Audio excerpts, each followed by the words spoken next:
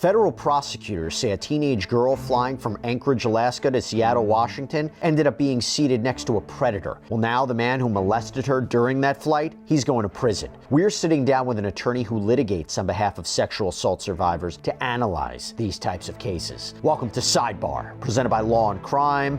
I'm Jesse Weber.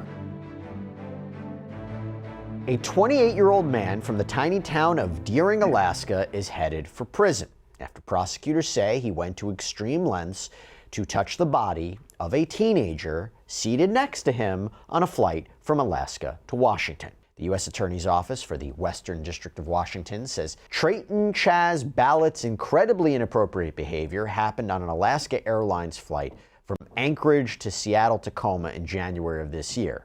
And instead of continuing on his way when Flight 190 landed, he was arrested. Okay? Got to talk about this. And to talk about this, the disturbing details in this federal complaint, I want to bring in John Clune, civil attorney who litigates on behalf of survivors of sexual assault. John, thanks so much for coming on. One of the scariest things about this is obviously where it happened, right? The victim was seated toward the back of the plane in a window seat. Ballot was apparently sitting next to her in the middle. Almost nowhere for this girl to go. Have you seen something like this before? Unfortunately, yeah. I mean, some of these cases out of airplanes are becoming more and more common. I'm not sure that the behavior is becoming more common, but at least the reporting of it is becoming more common. And a lot of times it's that window seat because, as you mentioned, you're really kind of trapped there, particularly for, somebody of her age. Yeah, trapped. There's nowhere to go, but also so brazen, right? That is a semi-public area. It's close quarters. You can hear everything. You can see everything. Yeah, and a lot of times there are offenders that are attracted to these opportunities to commit offenses when there are a number of other people around them and they have the ability to get caught. It's part of the deviant mindset of some of these guys. So not surprising, but incredibly disturbing. What happened? Okay, let's get into what happened. Well, once law enforcement got word about an incident on the plane, that's when the FBI took over the investigation. By the way, let me just start right there. John, is that strange for the FBI to take hold of this, or does that make sense given you're talking about an airplane? Yeah, because when you have cases that happen on, say, a Amtrak train or a bus, you can use the local jurisdiction as the location for the prosecution and investigation. But when it's on an airplane, it's going to almost always be federal law enforcement and federal laws are going to apply. So that's normal. Okay, so according to the investigating agent's report for the criminal complaint, it states, quote, the FBI has been designated as the law enforcement agency responsible for investigating crimes that occur on board an aircraft once the doors have closed, post-boarding, including interference with a flight crew or any physical or sexual assault. And again, it makes sense. The FBI investigates crimes that cross state lines and a flight would qualify. Then you go to January 15th. The teen, who's referred to as Minor Victim 1 or MV1 in the court filing, had a stranger seated next to her. The complaint reads, MV1, who is 17 years old, was traveling with her mother and a friend. MV1 was sitting in the window seat with Ballot seated in the middle seat immediately adjacent to MV1 and MV1's friend sitting in the aisle seat. About an hour into the flight, Ballot, who appeared to be asleep, moved his hand onto MV1's upper and inner thigh and began rubbing her thigh. MV1 moved his hand away. A short time later, Ballot again put his hand on MV1's inner thigh and began rubbing. Again, MV1 moved his hand away. A few minutes later, Ballot again put his hand on her inner thigh. MV1 again pushed it away. So, John, Ballot tried this again and again and again, and I wonder if the goal was, hey, I'm sleeping, I'm not realizing what I'm doing or where I'm going. Is that what the goal was here? You mean to kind of mask it as though his hands are just kind of wandering in their sleep? Maybe. I mean, one of the ways that offenders can get away with their crimes is to engage in behavior that's not overt. It can be confusing to the victim. Is this person half asleep and not knowing what's going on? Should I make a big deal about it? Because if somebody just flat out, reaches over and sexually assaults somebody in an airplane seat, they're probably going to yell out. They're probably going to call for help. So if you engage in behavior that's a little more confusing to the victim, you have a higher likelihood of getting away with it. So that could be part of the motive. And it can be uncomfortable calling the flight attendant over and starting a whole scene, but it's just so disturbing and so unsettling. And it makes you wonder how brazen it is. Do you think it is possible he has done something like this before and just no one reported it and he didn't get caught? I mean, to use your word, it is such brazen behavior. It seems that it's unlikely that it's the first time. We don't know of any other instances, but it is pretty bold behavior, and that's usually a sign of somebody who's gotten to a certain level of comfort with committing offenses. By the way, here on Sidebar, we talk about emergency situations a lot, but what we don't talk enough about is how to prepare so you can face anything with confidence. Did you know that falls are one of the leading causes of injury for older Americans? Yeah, 1 in 4 experiences one each year, and getting help fast, that can make all the difference. That is where Medical Guardian comes in. And if you think you already know what a medical alert device is, think again. Medical Guardian continues to innovate, making them sleeker, easier to use, faster than anything you may have seen before. They offer devices your way, around your neck, on your wrist, clipped to your belt, so protection fits seamlessly into your daily life. These devices work nationwide with 4G LTE and Wi-Fi, connecting you instantly to 24/7 US-based emergency operators who already know your name, where you are, who to call. They can send emergency services and notify your loved ones, whether it's a fall, a sudden allergic reaction, a car accident, any type of emergency. And with optional fall detection, they can even call for help automatically if you can't press the button yourself. So right now, Medical Guardian is offering our viewers an exclusive 75% off of their top-rated MG Mini and MG Mini Lite, because being prepared, it's not about fear. It's about living your life without limits, knowing help is always within reach. So visit medicalguardian.com/sidebar75, use code sidebar75 or DDS75 today to claim your 75% off. Does the airline have responsibility here? They probably don't have legal liability here. They could have liability if there's some reason why they should have known that this was going on. Some of the cases that we see where the airlines have liability is when there was a report that was made to somebody and that report was ignored and then the abuse continued. That doesn't seem like it's the case here, so perhaps not. Now, we looked into Ballot's criminal history in Alaska and Washington. And in November of 2016, he pled guilty to assault in the 4th degree out in Alaska. The exact details about it weren't available on the court website. But in July of 2018, he was charged in Seattle Municipal Court with harassment. There was no criminal complaint that was filed. It appears the case was dropped. And then in May of 2022, he was charged with violating a domestic violence protection order. That case apparently is still making its way through Alaska's judicial court system. John, an airline is not responsible for knowing somebody's criminal history and whether or not they should be monitoring them, watching them on the plane. How does that work exactly?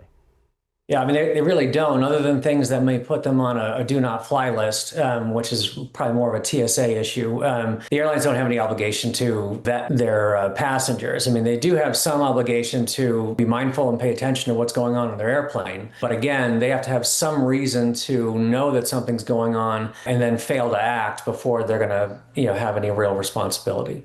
We go back to this federal complaint. It reads, MV1 then placed a pillow on her thighs and put the tray table down over the pillow. Ballot moved his hand under the armrest and tried to place his hand under the pillow and over her thigh. MV1 pressed down on the pillow to stop him. He pulled his hand away. Now, the prosecutor's office clarified in a press release about Ballot's conviction that it was actually a stuffed animal she used, not a pillow, which is just another reminder that this is a minor we're talking about. MV1 then took out her phone, typed a message indicating that the man next to her had touched her, and got up to show her mother the message, who was seated in the row behind her. MV1 also showed her friend the message. Now, John, quick thinking. I think that it was really, really smart for her to do. Yeah, and in general, it doesn't seem like 17-year-olds are the best targets for offenders that are looking to get away with things. I mean, this 17-year-olds are pretty high functioning at that age, but I give her a lot of credit for thinking of something, a discreet way to alert her mother without kind of blowing things up in a way that might have felt unsafe or scary to her, given the fact that she was kind of pinned in that position. How important is it to have other people with her, right? Corroborating witnesses for a legal case? Because, if I told you that somebody, molested somebody on a plane, touched somebody inappropriately on a plane, you would think that seems so impossible. How on earth? There must be a misunderstanding here. And someone would do that.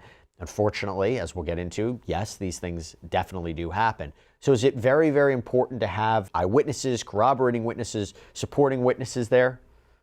It is. And, most of these cases on an airplane, either you're traveling by yourself or you're not traveling next to people that are close to you. And so it is just your word against somebody else's word. The fact that she did that with the phone and shows it to her mother, that's incredibly compelling evidence. Like what's the rationale for why the 17-year-old is showing her mom this text message other than this actually did happen? So that was really important evidence.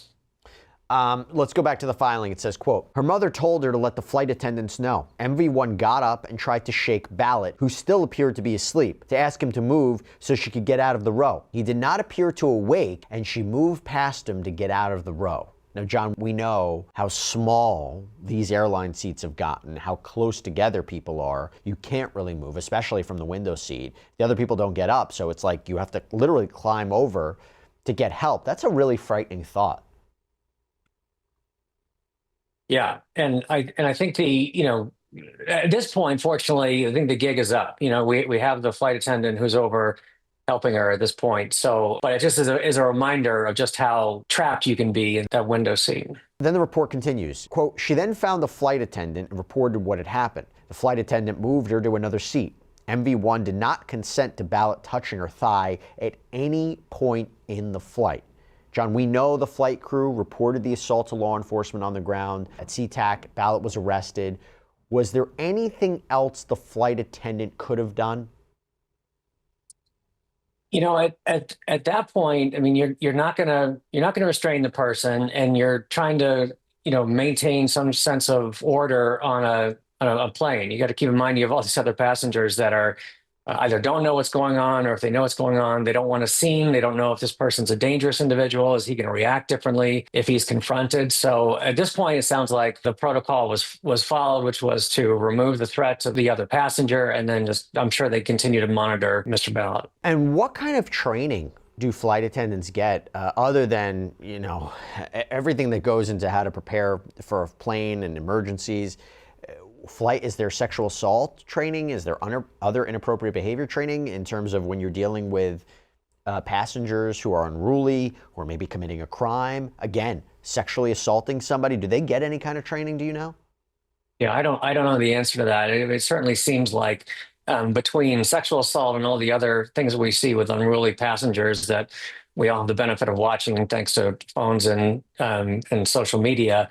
I'm sure there is, but I don't know what that is. So Ballot was indicted on one count of abusive sexual contact. The complaint reads, Trayton Ballot did knowingly and intentionally engage in sexual contact with minor victim 1, that is, touch minor victim 1's inner thigh multiple times without minor victim 1's permission, and with the intent to abuse, humiliate, degrade, and arouse and gratify the sexual desire of any person. Does that feel like the appropriate charge based on that pattern of facts?